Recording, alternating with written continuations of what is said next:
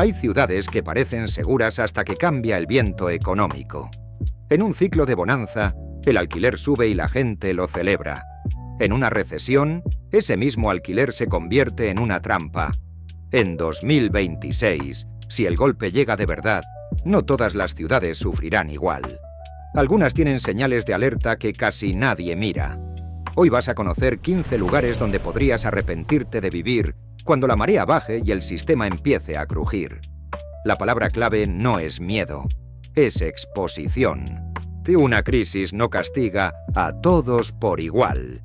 Castigas más a quien está más expuesto al mismo punto débil. La ciudad demasiado dependiente de un solo motor. La ciudad que vive de un turismo que puede evaporarse. La ciudad cuyo centro está sostenido por oficinas vacías y deuda cara. La ciudad donde el coste de vida ya es una crisis incluso antes de que empiece la crisis.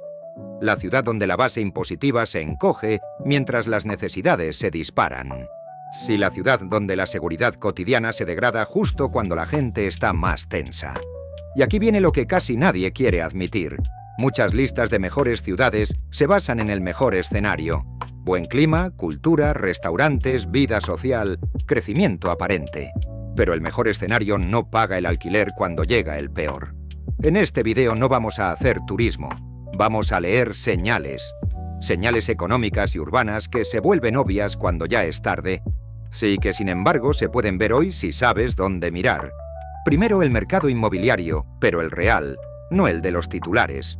Cuando una ciudad se llena de alquiler caro, de alquiler turístico, de hipotecas al límite y de salarios que no acompañan, esa ciudad no es próspera, es frágil.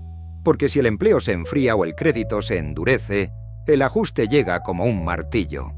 Segundo, el mercado inmobiliario comercial. Oficinas, locales, centros comerciales. A calles que parecen vivas, pero en realidad están sostenidas por rentas infladas. Cuando los metros cuadrados se quedan vacíos y el consumo baja, el efecto dominó es brutal. Menos negocio, menos empleo, menos impuestos, menos servicios. Y la ciudad se vuelve más cara y peor al mismo tiempo. Tercero, la dependencia de un solo sector. Turismo, administración pública, una industria concreta, petróleo, minería, remesas, construcción. Si tu ciudad depende de un motor y ese motor tose, todo tose. Cuarto, la seguridad y la gobernabilidad cotidiana. En épocas normales, la inseguridad es un problema. En crisis, se convierte en multiplicador, porque la tensión social sube, la oportunidad baja y el conflicto aparece donde antes solo había incomodidad. Quinto, la infraestructura crítica. Agua, transporte, energía, sanidad. En recesión no solo baja el empleo, baja la capacidad de mantenimiento. Y las ciudades con infraestructura estresada entran en espiral. Ahora sí, vayamos a los 15 lugares, no como sentencia, sino como mapa de riesgo. Si vives en uno de ellos, no significa que debas huir mañana. Significa que debes mirar tu exposición y tener plan. Empezamos por España, Barcelona. Una ciudad preciosa, sí, pero con una presión brutal entre turismo, vivienda, costes y tensión regulatoria.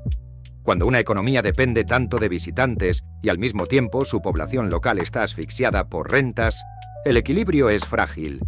En recesión, el turismo se vuelve más volátil y el coste fijo de vivir allí no baja con la misma velocidad.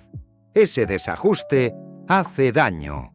Madrid, motor financiero y administrativo, sí, pero también una ciudad donde la vivienda se ha convertido en filtro social y donde el ritmo de gasto y alquiler exige estabilidad continua. Cuando el crédito se encarece y el empleo de servicios se enfría, la ciudad que vive rápido se estresa rápido. Además, el mercado de oficinas y la economía de servicios corporativos no son inmunes a una contracción. Palma de Mallorca. Aquí el riesgo tiene nombre y apellido: dependencia turística y tensión de vivienda. Cuando la economía está demasiado atada a temporadas, el empleo se vuelve un acordeón. Y si encima el coste de vida se dispara por demanda externa, la población local se queda sin margen. En recesión, el margen es todo. Málaga. La etiqueta de ciudad de moda puede ser una bendición o una maldición. Cuando llegan inversiones y demanda externa, la vivienda se recalienta. Pero si una parte del auge es narrativa y no productividad real, el ajuste se siente. En una contracción, la ciudad que subió por expectativa puede bajar por realidad. Valencia. Una ciudad con atractivo y crecimiento, pero también con presión de alquiler y tensiones entre salarios y coste de vida en ciertas zonas. En crisis, el problema no es la ciudad en sí, es el desequilibrio entre lo que cuesta vivir y lo que es fácil ganar. Alicante. Mucha demanda residencial, parte de ella externa y estacional. Si el consumo se enfría y el crédito se endurece, la ciudad que vive de rotación inmobiliaria puede sentir un frenazo. La economía basada en compraventa y servicios estacionales se vuelve delicada. Granada. No por falta de belleza, sino por el tipo de presión que se concentra en barrios históricos, turismo, alquileres y empleo juvenil. Las ciudades universitarias y turísticas pueden parecer resilientes, pero en recesión el trabajo precario se vuelve aún más precario. Ahora saltamos a Latinoamérica, donde el patrón es distinto, pero la lógica de riesgo se repite. Aquí el problema suele ser combinación de inflación persistente, informalidad, seguridad, fragilidad fiscal y dependencia de ciclos globales. Buenos Aires. Una ciudad que puede ser culturalmente imbatible y económicamente agotadora. Cuando el dinero pierde capacidad, la gente se refugia en bienes, en dólares, en inventos. Eso no es estabilidad, es supervivencia constante.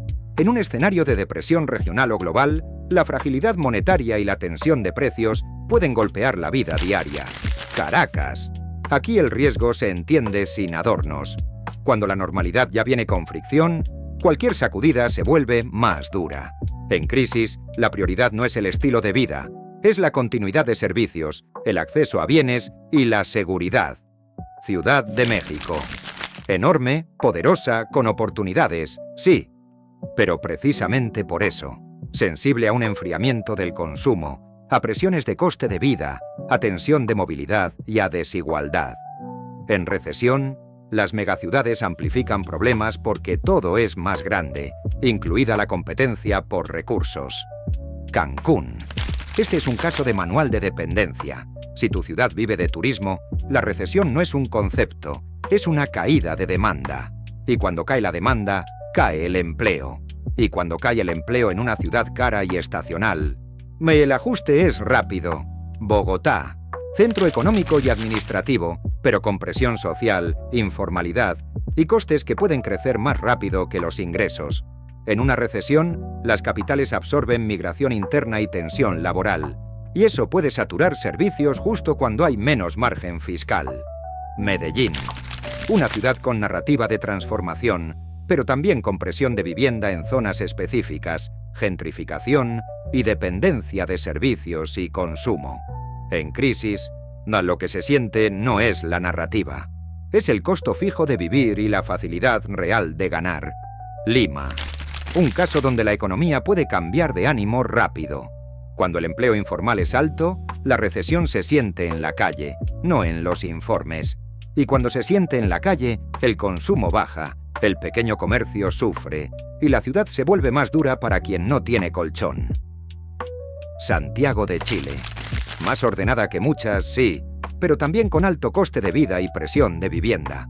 En recesión, la sensación de estabilidad se pone a prueba cuando el empleo se enfría y el gasto de las familias se ajusta. La ciudad donde todo funciona puede volverse insoportable si todo funciona, pero no te lo puedes permitir. Quito. Capital, altura, presión fiscal y economía que depende de equilibrios nacionales delicados. En recesión, las capitales suelen tener dos golpes, el del empleo y el de la presión sobre servicios. Y si además el coste de vida no baja, el estrés sube. Mas hasta aquí tienes las 15 ciudades. Pero lo más importante no es la lista. Lo importante es el patrón, porque quizá tu ciudad no está aquí y aún así comparte el mismo riesgo. Así que aquí va el filtro definitivo, el filtro que nadie te da en las listas bonitas. Si tu ciudad tiene alquileres altos, salarios medianos y empleo concentrado en servicios, estás expuesto. Si tu ciudad depende de turismo o de un solo motor, estás expuesto. Si tu ciudad tiene tensión social creciente, estás expuesto. Si tu ciudad depende de ingresos fiscales que pueden caer rápido, estás expuesto. Si tu ciudad tiene infraestructura al límite, estás expuesto. Y aquí viene el golpe final de realidad. La recesión no te pregunta si te gusta tu ciudad. La recesión solo mira tu margen. Tu capacidad de pagar lo fijo cuando lo variable tiembla. Tu capacidad de moverte, de ahorrar, de adaptarte. Y en una crisis, la adaptabilidad es la moneda. En la segunda mitad de este guión, vamos a hacer algo todavía más útil. Vamos a traducir esto a acciones concretas. ¿Qué señales mirar en tu propio barrio antes de que se vean en las noticias? ¿Qué tipo de ciudades suelen resistir mejor? ¿Y cómo diseñar una salida realista, aunque no quieras mudarte, para que no te quedes atrapado pagando el precio máximo justo cuando tus ingresos se vuelven inciertos? Ahora vamos a hacer lo que de verdad marca la diferencia. Porque una lista de ciudades suena potente, pero si no la conviertes en un mapa práctico, y se queda en entretenimiento. Y este canal no existe para entretenerte mientras el suelo tiembla. Existe para que tengas margen. La primera idea que tienes que tatuarte es esta. Una recesión no convierte una buena ciudad en mala. Convierte una ciudad cara en una trampa y una ciudad frágil en un amplificador de problemas. El golpe no es solo económico, es logístico, es psicológico, es social. Y por eso, el riesgo real no está en el nombre de la ciudad, está en la estructura. Vamos a traducirlo a señales concretas. Señales que puedes ver en tu propio barrio semanas o meses antes de que te lo expliquen en un informe.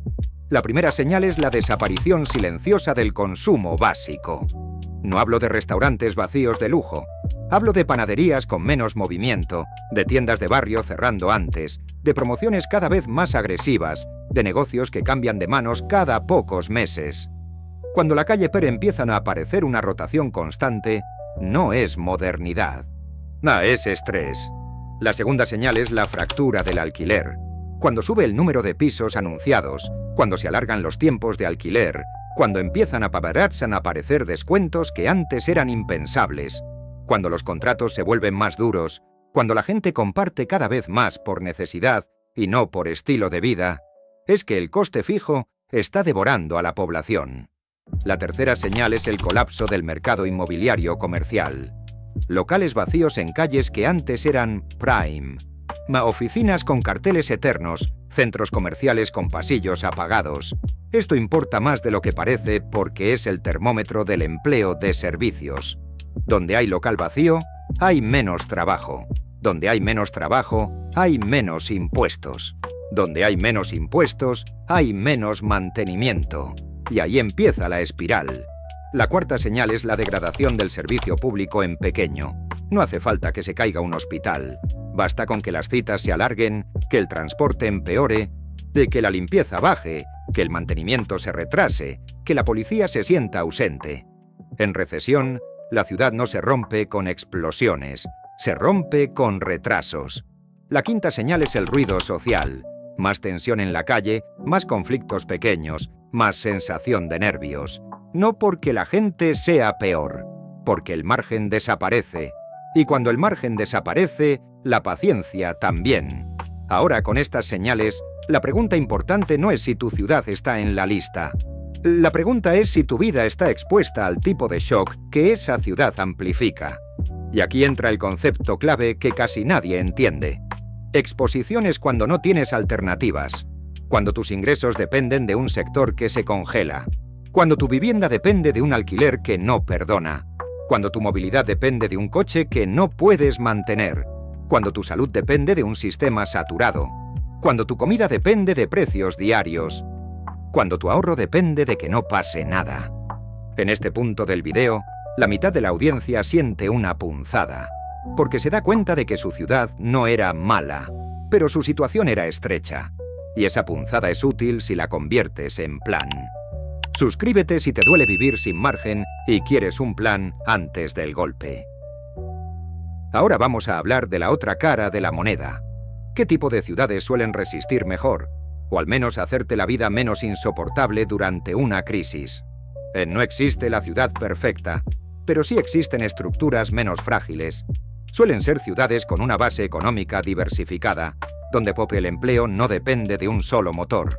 Ciudades donde el coste de vida no está totalmente desconectado de los salarios. Ciudades con acceso razonable a alimentos y redes de suministro. Ciudades donde puedes vivir con menos gasto fijo. Ciudades con cierta capacidad de producción local, aunque sea agrícola alrededor. Ciudades donde la vivienda no es un juego especulativo extremo. Y hay un factor que casi nadie menciona porque no queda bien en listas: la densidad de dependencia. Una megaciudad ofrece oportunidades, sí, pero también te obliga a depender de más piezas a la vez. Transporte, alquiler, servicios, colas, burocracia, competencia. En crisis, cada dependencia se convierte en un punto de fricción. En cambio, una ciudad mediana bien conectada, con coste moderado y cierta autosuficiencia regional, puede sentirse menos espectacular en Instagram, pero más habitable en recesión. Ahora, lo más importante: ¿qué haces si vives en una de estas ciudades y no quieres, no puedes o no debes mudarte? Porque aquí es donde se juega la realidad. No todo el mundo puede cambiar de lugar, pero casi todo el mundo puede reducir exposición. Primera acción concreta: baja tu coste fijo antes de que baje tu ingreso, no cuando ya estás ahogado, antes. Esto no es pesimismo, es gestión de riesgo. Si tu alquiler te come, renegocia, comparte, ajusta, busca alternativas. Si tu hipoteca está al límite, adelántate. Si tus suscripciones y gastos invisibles te drenan, córtalos. En crisis, lo que te mata no es el gasto grande, es el goteo cuando ya no hay margen. Segunda acción: aumenta tu liquidez funcional. No solo dinero, función. Un pequeño stock de básicos que te permite no comprar a cualquier precio en cualquier semana. Comida almacenable, higiene, medicamentos comunes, baterías. Harés herramientas mínimas. No para paranoia, para evitar compras desesperadas. La desesperación siempre paga caro. Tercera acción: construye redundancia de ingresos. Si tu ingreso depende de una sola fuente, estás expuesto. En recesión la pregunta no es si habrá despidos. La pregunta es dónde y cuándo. Un ingreso paralelo, aunque sea pequeño, es como una segunda salida de emergencia en un edificio. Ojalá no la uses, pero si la necesitas, te salva. Cuarta acción: fortalece tu red. En crisis, la red vale más que el título. No hablo de contactos para postureo, hablo de gente real, vecinos, familiares, amigos con quienes puedes intercambiar ayuda, información y recursos. La red reduce costes, reduce riesgo y reduce miedo.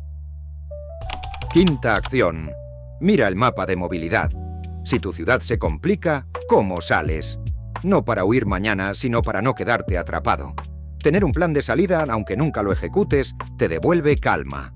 La calma te hace tomar mejores decisiones. Ahora viene una parte incómoda, pero necesaria. La recesión de 2026 no se vivirá igual en todas partes, pero el patrón de arrepentimiento sí se repite. La gente se arrepiente cuando siente que su ciudad le quitó opciones, cuando se queda pagando precios altos con ingresos frágiles, cuando el entorno se degrada y no puede moverse, cuando el trabajo desaparece y el coste fijo se queda, cuando la calidad de vida cae y el coste de vida no. Por eso, la pregunta no es solo ¿dónde vives? Es cómo de atrapado estás. Vamos a aterrizarlo con un ejemplo mental. Dos personas viven en la misma ciudad de riesgo. Una tiene gastos fijos bajos, algo de ahorro, comida básica acumulada, red de apoyo y un ingreso secundario.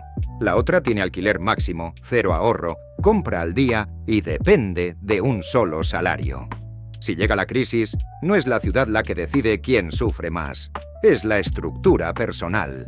Eso es lo que casi nadie quiere oír porque es más cómodo culpar al lugar. Pero es una buena noticia. Significa que puedes actuar.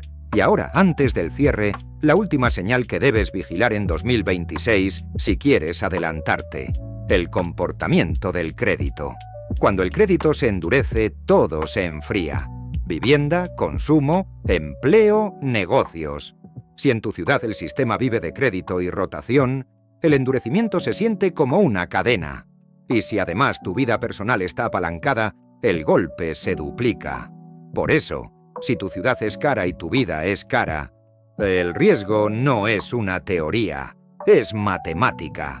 Y aquí cerramos con la idea que quiero que se te quede pegada. No necesitas predecir el futuro para protegerte, solo necesitas reducir exposición y aumentar margen. El margen es la verdadera libertad en crisis. La recesión no te pregunta si tu ciudad es bonita, te pregunta si tu estructura aguanta, te pregunta si puedes pagar lo fijo cuando lo variable tiembla, te pregunta si tienes plan cuando el ruido sube, y si no lo tienes, si la ciudad se vuelve una jaula aunque tenga buen clima. La crisis no elige ciudades por fama, las elige por fragilidad. Si tu vida depende de alquiler alto, empleo frágil y consumo constante, el golpe duele el doble. Pero el margen se construye antes. Bajar costes fijos, diversificar ingresos, crear reservas y red. No se trata de huir. Se trata de no quedar atrapado cuando la marea baje y la realidad pase factura. Suscríbete y protege a los tuyos con estrategia, no con esperanza. Da el me gusta y suscríbete para seguir construyendo margen antes de que sea tarde.